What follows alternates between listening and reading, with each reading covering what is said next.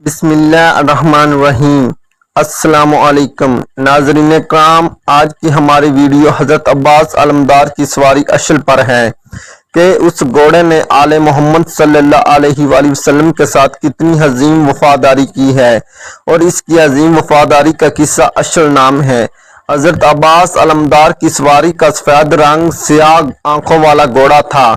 حضرت عباس علمدار نے جب زمین چھوڑی، عمر بن سعد نے اعلان کیا کہ عباس کی سواری کو پکڑ لو، یہ یزید کو تحفے میں دیں گے۔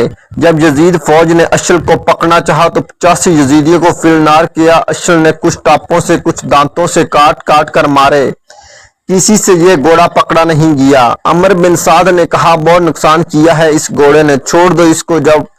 پھر جب 11 محرم کو یہ قافلہ اسیر ہو کر شام کی طرف چلا، جہاں جہاں امام سجاد اور پاک بی بی زینب سلام اللہ گئے، وہاں حضرت عباس کی سواری اشل گیا۔ جہاں آل محمد صلی اللہ علیہ وآلہ وسلم کا قافلہ رکتا، یہ قریب آنے کی کوشش کرتا۔ یزیدیوں نے راستے میں اس کو پکڑنے کی کوشش کی کہ اشل نے پھر 2-4 یزیدی مار دیے۔ آخر عمر بن سعد نے کہا اسے اپنے حال پہ چھوڑ دو، دیکھو تو صحیح یہ قافلے کے قریب آ کر کیا کرنا چاہتا ہے۔ اشل سیدھا اس نیزے کے قریب آیا جہاں حضرت عباس کا سر موجود تھا۔ اشل حضرت عباس کے سر کے قریب آ کر اپنی آواز میں ہنہنا کر چیخیں مار مار کے رونا شروع کیا۔ پاک بی بی جناب زینب سلام اللہ نے فرمایا اے سجاد اسے خاموش کراؤ، اے سجاد مجھے لگتا ہے کہ میرا عباس ابھی زین سے اترا ہے۔ شام تک اشل قافلے کے ساتھ رہا۔ جب یہ آل محمد صلی اللہ علیہ وآلہ وسلم کا قافلہ دربار یزید میں پہنچا تو اشل بھی ساتھ ساتھ وہاں آیا۔ یہ سارا دن زندان کے دروازے پر گزارتا۔ یزید کو اطلاع دی گئی کہ عباس کا گھوڑا بھی ساتھ آیا، لیکن کسی سے پکڑا نہیں گیا۔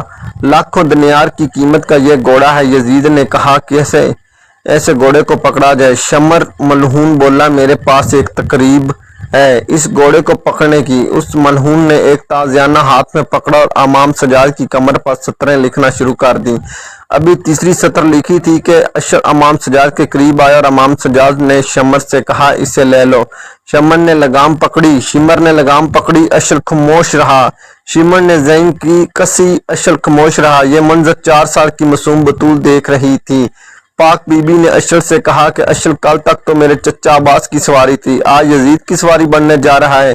اشل نے یہ سنا تو کبھی اس دیوار پر سر مارا، کبھی اس دیوار پر سر مارا۔ اشل نے ان دیواروں پر سر ٹکرا ٹکرا کر اپنی جان دے دی، اور اس طرح اس باوفا گھوڑے کی روح پرواز ہوگی۔ یہ تھی عظیم قربانی، ایک عظیم واقعہ حضرت عباس علمدار کی سواری اشل کا۔